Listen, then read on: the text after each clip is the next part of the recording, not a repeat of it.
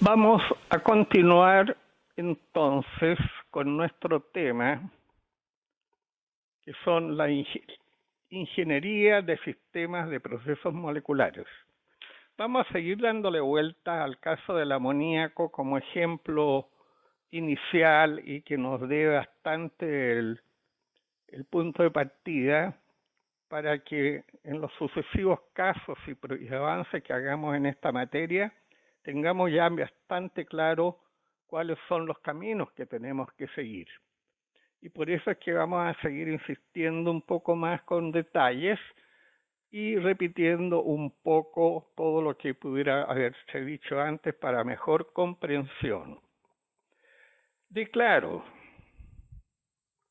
con mucha energía que aplaudo a los que están viendo esto, porque tienen un elevado sentido de responsabilidad personal propia consigo mismo, de estar enriqueciéndose como personas hacia el futuro, en contraposición a aquellos que no aprovechan estas oportunidades de recibir un camino de perfeccionamiento que los va a hacer personas más capaces y sobre todo buenos ingenieros, porque los buenos ingenieros que valen la pena para sí mismos y para la sociedad es cuando son personas libres, independientes y autónomas y no se sujetan a posiciones de tipo ideológicas o de pequeñas diferencias e intereses. El compromiso que tienen como personas con la sociedad es un compromiso serio y que hace a la gente que sea como personas magníficas y una sociedad creciente.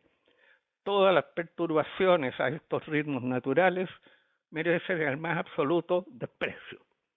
Así que aplaudos a aquellos que están escuchando y recibiendo el enriquecimiento que estamos dándoles para que ustedes sean magníficas personas de los cuales estamos ciertos que lo van a lograr. Continuando el tema, hemos tomado el caso del amoníaco como caso particular con el cual nos vamos a ejercitar. He puesto ahí en rojo factores y lo denominado caracterización fenomenológica, para que entendamos bien que en este curso fundamentalmente está orientado a ustedes que son ingenieros, vayan desarrollando esa capacidad de pensar como ingenieros a partir primero de los fenómenos, para en segunda etapa entrar a consideraciones analíticas con auxilio de las ciencias como son las matemáticas, la física, la química y cualquier otra ciencia adicional. Pero el fundamento realmente de entender el mundo, como lo decíamos en las primeras sesiones, está en que entiendo yo el fenómeno. Por eso caracterización fenomenológica. Y todo esto lo único que apela es su capacidad de pensar y entender. Y si vamos a usar algo más, vamos a usar la suma y la resta.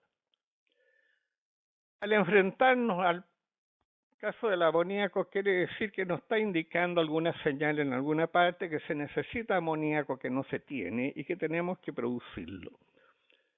Y sin mayores explicaciones, vamos a decir que vamos a elegir para producirlo el hidrógeno, el nitrógeno como materiales, y esa simbología téngala muy presente porque es una innovación en el proceso de formación de ingenieros químicos que lleva al grado de una generalización y abstracción que no se había visto antes. Dudo que haya otra universidad en el mundo que la esté usando.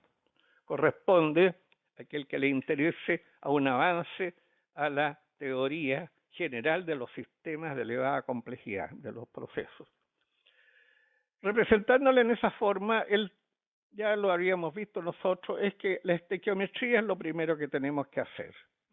Reconocer entonces que los reactantes son, para que quede la conservación de la materia y no está apareciendo cosas de la nada, definir que para este caso que quede funcionando, para producir 2 moléculas de amoníaco vamos a necesitar 3 moléculas de hidrógeno y 2 moléculas y una molécula de nitrógeno. que va a producir 2 moléculas de amoníaco. Si he hecho una representación distinta de la anterior es porque estoy haciendo presente la presencia de las valencias o de los enlaces, aquello que hace que los átomos se unen entre ellos, que ya lo hemos dicho, son fuerzas electromagnéticas y su efecto va a ser de distinto tipo y de intensidad según cómo estén actuando, y va a reconocerse fundamentalmente 3 grandes grupos que son la fuerte potencia de las electromagnéticas cuando son muy cercanas, que se llaman fuerzas iónicas. Segundo caso de intensidad de la energía de enlace entre los átomos son cuando hay una proximidad, más que proximidad, una distancia un poco mayor, donde la influencia se llama el enlace covalente. Y ya la influencia más débil, que son cuando están más distantes y que se producen entonces los fenómenos de las fuerzas polares. Así que tenemos 3 casos: fuerzas iónicas, fuerzas covalentes y fuerzas polares.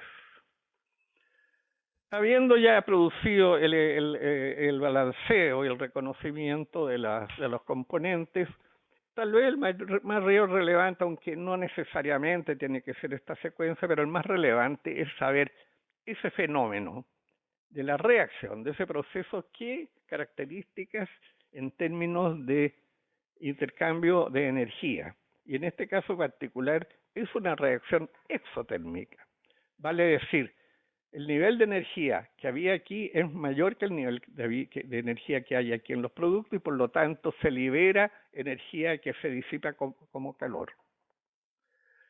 Y eso se llama calor de reacción, lo identificamos, tiene una simbología que la vamos a anticipar, pero que la usa la termodinámica, le pone un nombre particular, cambio de entalpía de reacción, y la denomina con un signo negativo cuando es exotérmica, queriendo decir la estoy perdiendo. A la inversa que cuando es endotérmica la estoy ganando, por eso el significado de la simbología positiva. En este caso en particular es exotérmica. Hay menos energía en los productos que al principio, el resto salió para afuera. Va a ser importante porque va en lo que seguimos hacia adelante efectos en lo que son las velocidades de reacción y el equilibrio. Nos da una señal entonces en relación al criterio cinético para decirnos a qué velocidad se mueve. Y la velocidad, para reconocerla en una simbología sencilla, es una K minúscula que se asimila a lo que van a ver más adelante como la constante de velocidad de reacción. La velocidad de reacción prácticamente depende solamente de la temperatura. Y como la temperatura provoca que haya una mayor velocidad de agitación molecular, y eso conlleva que se producen más choques entre moléculas, lo que permite la reacción, quiere decir que mientras más temperatura y más agitación y más colisiones, hay mejor velocidad de reacción. Lo que se refleja en este gráfico, que quiere decir que la velocidad de reacción es proporcional a la temperatura. Mayor temperatura, mayor velocidad de reacción. Hay otra consideración cuando esta reacción corre. Sabemos que llega un momento que comienza a generarse en los productos manifestaciones de energías y potenciales e intensificaciones que tratan de frenarla para llegar a lo que se llama el equilibrio. Y eso está abarcado por lo que es el equilibrio, el criterio termodinámico. Aquí es bien interesante porque así como solamente y simplemente la velocidad de reacción depende de la temperatura, aquí el equilibrio va a depender de la temperatura y de la presión según la situación en que estén existiendo. Y no es importante porque cuando tengamos que elegir el diseño de los equipos y las condiciones de proceso, esto nos va a estar gobernando para qué lado debemos movernos. En primer lugar,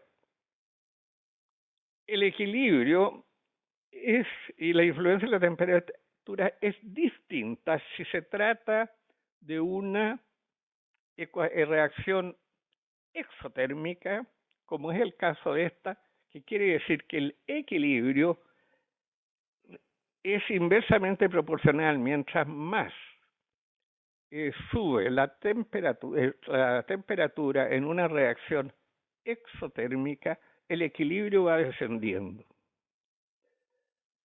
A la inversa, en una endotérmica, que está representada por esa línea de ahí, en la medida que sube la temperatura, mejora el equilibrio, el desplazamiento hacia los productos. Ojo, que aquí tenemos un efecto de temperatura sobre la velocidad y aquí tenemos un efecto de la temperatura sobre el equilibrio. Por lo tanto, nosotros nos vamos a ver que tenemos que estar mirando las dos cosas al mismo tiempo para poder decidir cuál es el nivel de temperatura que vamos a usar para la reacción. El otro elemento importante es que ya decíamos las primeras veces que esta reacción no sucedió a la primera vez cuando los pusieron en contacto. El hidrógeno y el nitrógeno, no apareció nada de producto amoníaco. Y hubo entonces que comenzar a tantear por la vía experimental, en el caso de Haber, comenzó a elegir distintos puntos y estudiando estos criterios a través de experimentaciones se fue dando cuenta que tenía que, por efectos de el efecto en el equilibrio de la presión, él tenía que aumentar la presión y en la medida que fue aumentando la presión comenzó a ver que iba apareciendo mayor, aunque mínimas cantidades de amoníaco. Así que dijo, tengo que seguir subiendo la presión y cada vez más presión, y llegó a niveles del orden de las 200 atmósferas, y hoy día el rango que se mueve en distintos procesos son de 200 atmósferas a 1000 atmósferas, o sea, de elevadísima presión para lograr que se produzca en cantidades razonables el amoníaco. Además, se encontró el tema de que efectivamente la velocidad de reacción tenía yo que ayudarla con aumentando la temperatura, pero me estaba jugando en contra por ser una reacción exotérmica, de que me bajaba el equilibrio, me bajaba el rendimiento. Por lo tanto, aquí ya estamos anticipando las difíciles decisiones que uno tiene que comenzar a balancear hasta cuánto me conviene, porque por un lado me conviene y por el otro lado no me conviene. Situación muy técnica, pero muchas veces muy asociada a la vida real. Y de hecho, cuando dándose cuenta lo difícil que era el proceso, comenzó a probar distintas en forma empírica. No es que haya una ciencia en esta cosa, sino que sencillamente es ingeniería, está trabajando lo que no existe.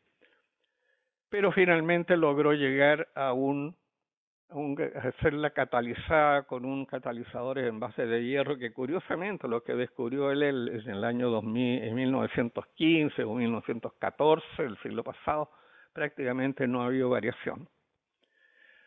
Para continuar en nuestro avance hacia el proceso molecular, que es la construcción, se nos hace muy importante entonces tener además las propiedades de los componentes. Y en este punto quiere decir que vamos a establecer que en este trabajo que estamos haciendo, nosotros tenemos que recurrir a muchas fuentes para poder manejarnos, y es interesante, porque va a haber información disponible que la ha generado la ciencia, van a haber datos, van a haber supuestos, que tenemos que hacerlos. Por lo tanto, estamos trabajando en situaciones incompletas, imperfectas e inciertas, que ya nos va anunciando que la ingeniería tiene un desafío sólido que tiene que enfrentar la incertidumbre. La ingeniería no es para gente que tenga deseos de precisión y de exactitudes. Para ellos está la ciencia. La ingeniería es una disciplina que precisamente porque se enfrenta con lo desconocido en dimensión creadora, tiene que ser el ingeniero animoso, entusiasta y resistente para trabajar con la incertidumbre. Este periodo inicial que están haciendo, pruébenlo muy bien y enfréntense consigo mismo a esta realidad que pudiera ser un poco chocante, porque creen muchas personas que la exactitud es propio de la ingeniería, es propio de la técnica. Ahí se requiere exactitud, pero la ingeniería primero trabaja en el campo de la creación donde está la incertidumbre. Hago mucho énfasis en esto. Por lo tanto, quiere decir que para seguir avanzando vamos a tener que reconocer que necesitamos buscar información, buscar datos y entrar en lo desconocido que son los supuestos, que se nos van a demostrar verdaderos o falsos por los resultados. En esta ronda que va siendo ya como ejemplo para próximas situaciones que vamos a ir planteando, se nos va abriendo lo que ya habríamos anticipado y que vamos a comenzar ahora a presentar un poco más preciso y en detalle. Eso mismo de ahí nos dice que estamos partiendo hacia la representación primaria de un diagrama de bloque, que lo vamos a superar porque vamos a entrar ya a un diagrama de flujo donde están los equipos más bien presentados. Y vamos a hacer entonces el diagrama de flujos, justificando un poco más sólidamente lo que habríamos anticipado en primeras etapas,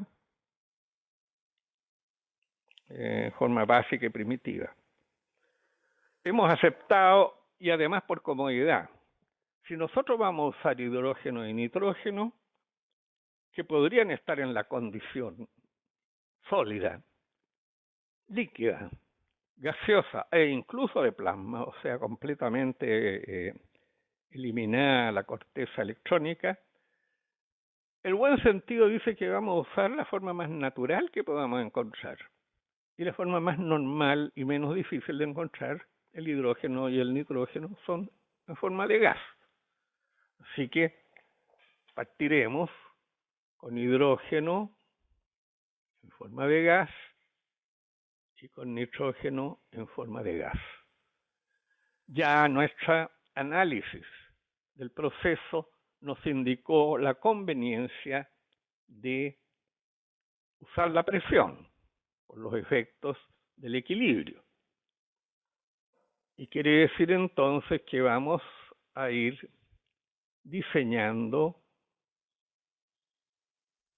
de que estas corrientes entren en lo que se llama un equipo de maquinaria, que son compresores. Es muy entretenido esta parte también cuando profesionalmente tengan que abordarla, porque uno tiene que enfrentarse a tipos de compresores y diversas cosas, y aquí en realidad los ingenieros químicos tenemos mucho de mecánico, y el que le gusta la mecánica se va a sentir muy entretenido con esto. He puesto esa representación, que es la visión actual de los compresores. El sistema antiguo usaba el compresor que han visto ustedes en la vulcanización, un compresor de recíproco de pistón. Las primeras plantas fueron de pistón, pero en la medida que fue aumentando la volumen, la demanda, el tamaño de las plantas, hubo que ir escalando a tipos de maquinaria, compresores que fueran capaces de mover mayores cantidades, y se pasó a los compresores centrífugos.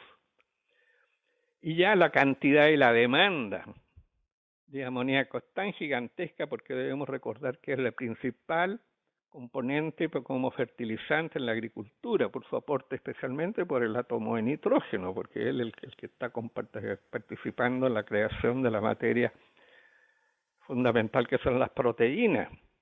Y eso justifica por lo demás el crecimiento explosivo de la humanidad en el siglo pasado, por la aparición de la capacidad de producir en grandes cantidades de alimentos por la vía de disponer de amoníaco. Pero eso significó tener que pasar a un tercer tipo de compresores que son los compresores axiales. Y les voy a hacer una cosa porque ustedes ya a esta altura del partido, en mi época cuando yo nací, no existían prácticamente ni eran visibles, pero estos trabajan exactamente como los motores de avión, de los jets. O sea, entran como tiene baja presión, el volumen es alto, y en la medida que va pasando por muchas ruedas que lo van impulsando para adelante sucesivamente, va disminuyendo el volumen, va aumentando la presión y saliendo, por lo tanto, en condiciones de presiones que son ya de 200 o 1000 atmósferas, como es el proceso Claude. Otra cosa que nos dio la señal también es que la reacción, para que tuviera la velocidad de reacción, era deseable que fuera la temperatura, la que está representada en ese gráfico. Entonces ya no está gobernando en el diseño la necesidad de mezclar las corrientes y ponerlo en lo que ya en un momento pusimos también, que era un intercambiador de calor. Ya estamos justificando con más fundamento un dibujito que hicimos en un momento, pero ahora tiene más sentido. Estamos buscando ese punto. Pero no es indefinido porque, como la reacción es exotérmica, sabemos que si seguimos subiendo la temperatura nos va a ir bajando el rendimiento. Y aquí quisiera colocar uno de los factores que en realidad ya lo conocen ustedes porque lo habíamos mencionado, que es la conversión. O sea, finalmente el grado, cuando el proceso termina, qué parte de los reactantes fue convertido y qué se transformó en el producto y qué parte de los productos no fue convertido y van a ser todavía reactantes que los vamos a aprovechar. Vamos creando las condiciones adecuadas para que el proceso se realice. Comprimirlos, calentarlos. Y vamos a entrar entonces ahora al equipo donde se va a producir la reacción, que se llama el reactor. Vamos a aprovechar de mencionar que en los reactores, fundamentalmente, donde suceden las reacciones químicas en primera instancia, hay dos grandes grupos, que son reacciones discontinuas, una olla a presión, yo la abro, meto todas las cosas, las cierro y lo someto a presión y temperatura, que se llama un autoclave o se llama un reactor batch, usando el idioma anglosajón, discontinuo. Y hay otros reactores donde está entrando permanentemente los componentes de lo que queremos hacer nosotros están fluyendo, y esos son los reactores continuos o de flujo. El de aquí que nosotros elegimos precisamente es un reactor de flujo. Se trata de miles de cañerías que están en una carcasa por donde va a estar entrando va a ir pasando por las capas de catalizador, y ya voy a explicar por qué se llama un multicapa, porque el desafío de tener velocidad de reacción, pero también tener equilibrio, o sea, quiero subir la temperatura para que reaccione, pero quiero que baje la temperatura para que tenga yo rendimiento, sea un equilibrio mejor, hace que elija yo en etapas, que quiere decir, permito que suceda la reacción en una primera etapa, como es exotérmica, va a calentar además, se va a calentar los reactantes y va a aumentar la velocidad de reacción, pero va a bajar el equilibrio. Entonces, lo que yo hago es que introduzco enfriamiento para que baje la temperatura y me mejore el equilibrio, pero no tanto para que me baje la velocidad de reacción. Entonces voy haciendo un proceso de etapa. Habiéndolo reenfriado, vuelvo a subir su conversión, vuelvo a subir la temperatura, vuelvo a retirar calor. Y de tal manera que en una forma escalonada logro llegar finalmente a la salida donde van a estar los productos, porque el fenómeno de la conversión, habiendo sido una reacción muy difícil, como decíamos, no todo lo vamos a lograr convertir, incluso es muy bajo. Yo diría que el 10%, no creo equivocarme, que el 10% de lo que uno alimenta se convierte en amoníaco. Por eso es que se va a hacer muy necesario rescatar el resto de lo que sale. Hasta aquí veníamos con hidrógeno, aquí veníamos con nitrógeno, aquí ya teníamos hidrógeno y nitrógeno, aquí hemos salido que se convirtió amoníaco, hidrógeno y nitrógeno mezclados, y ahora tenemos el desafío que nosotros queremos el amoníaco como producto y no queremos perder el hidrógeno y el nitrógeno como reactantes que, como les dije, puede ser el 90% todavía no convertido. Ahora vamos a entrar a la fase que significa cómo conquistar esa parte. Esto estaría en línea gruesa pasando el RX, ¿no es cierto? Que ya habíamos visto anteriormente, y ahora vamos a tener que pasar a la segunda parte importante que mencionábamos en la anatomía, el proceso que es el proceso de separación. Ya también lo dijimos, la separación se basa en una diferencia, si es blanco o negro, si es grande o chico, si es verde o rojo, si hierve a baja temperatura o hierve a alta temperatura, si se congela a 0 grados, a menos de 0 grados. La diferencia es la clave de la separación.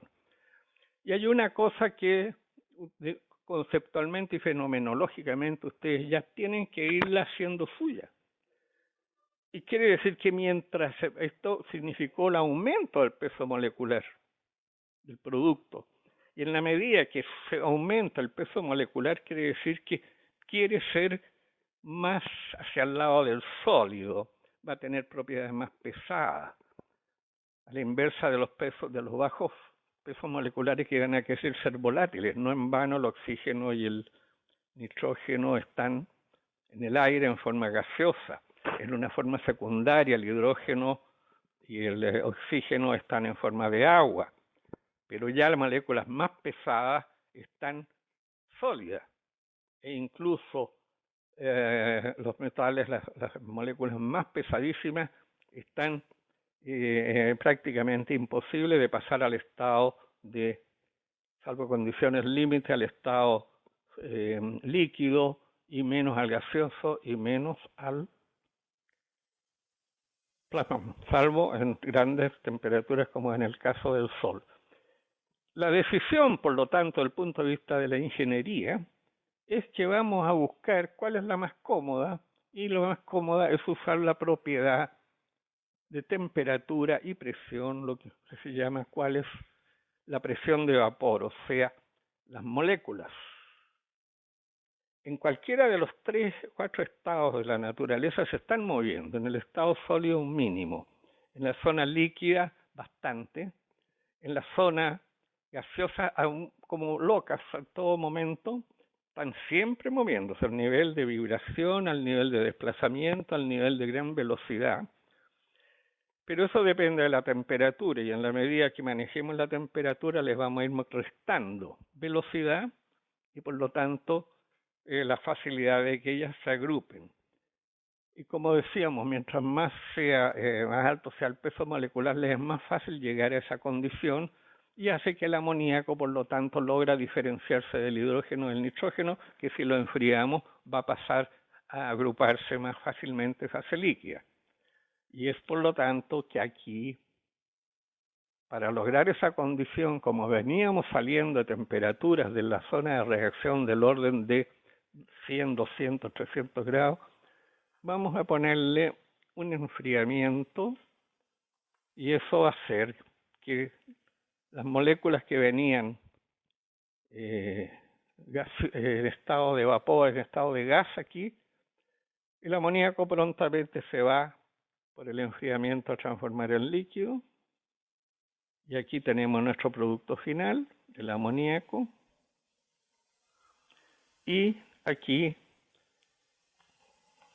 naturalmente, por su menor densidad, va a salir por arriba, va a salir el nitrógeno y el hidrógeno no convertido. Desde este punto hasta este punto fue impulsado el flujo por la presencia de la presión que le dieron los compresores por un fenómeno de mecánica de fluidos que ya en su momento lo van a conocer. Pero eso significó que hubo pérdida de presión, cosa que ustedes fenomenológicamente lo entienden a la primera, después lo entenderán en forma analítica con las fórmulas de la mecánica de fluidos. Por lo tanto, la presión que salió de aquí fue perdiéndose y aquí es bastante ya más baja. Si nosotros queremos que esto vuelva allá, no puede ser que de menor presión vaya a ir a más presión, lo que implica que tenemos que tomar, mantengamos la imagen del compresor, un compresor más pequeño, no tanto más pequeño, porque es el 90% de lo que había aquí, pero tampoco tan pequeño, porque la diferencia de presión no es tan enorme. Aquí subió de 1 atmósfera, por decir, a 200 atmósferas, y aquí de 200 atmósferas habrá caído la presión en todo el circuito, dijéramos a 150, por lo tanto el salto de presión de aquí es solamente necesidad de comprimir a unas 50 atmósferas para que logremos inyectarlo en este punto y se incorpore a la alimentación del reactor. Vamos a quedar aquí, con lo cual hemos desarrollado la caracterización fenomenológica, y son partes muy importantes que la vayan incorporando, y que hemos ya justificado en mayor cantidad el análisis que nos ha permitido desarrollar las características con las cuales hemos puesto mucha atención al fenómeno de la reacción de la RX y en segunda importancia, porque no es tan importante en este caso, el fenómeno de la SX, o sea, el fenómeno de separación. Damos por finalizado la presentación y con esto nos abandonamos el caso del amoníaco para entrar en otros temas, pero diría que ya hemos dado un paso adelante para que ustedes se vayan habilitando y entrenando a ser capaces de enfrentar un proceso y avanzando hacia sus etapas posteriores que son la creación de procesos, diseño y construcción. Hasta la próxima.